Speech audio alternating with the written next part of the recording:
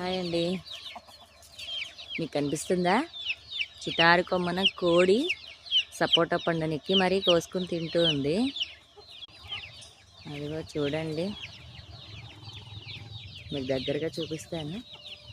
అదైతే కోడే ఏదో చిలకలాగా ఎక్కేసి ఒక నెమలో ఒక చిలక ఉన్నట్లు చూడండి. చిటారు కొమ్మని ఎక్కి సపోటా కాయలను ఎలా కోసుకుని తింటూ ఉందో.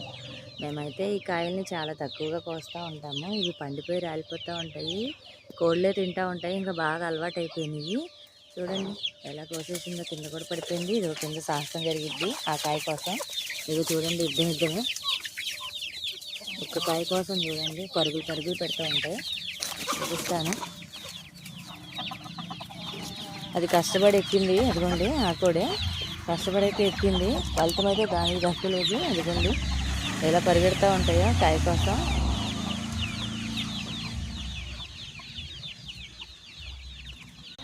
ఎంతో పోరాటం అనమాట, ఒకదాంతో ఒకటి, నాకంటూనే అదండి. వీటికైతే ఫలితం దక్కలేదు. ఒక పుంజ అయితే తీసుకెళ్ళిపోయింది. వెళ్తా ఇదిగోండి కోసింది అయితే ఇదనమాట. ఫలితం అయితే ఇదిగోండి దీనికి దక్కింది.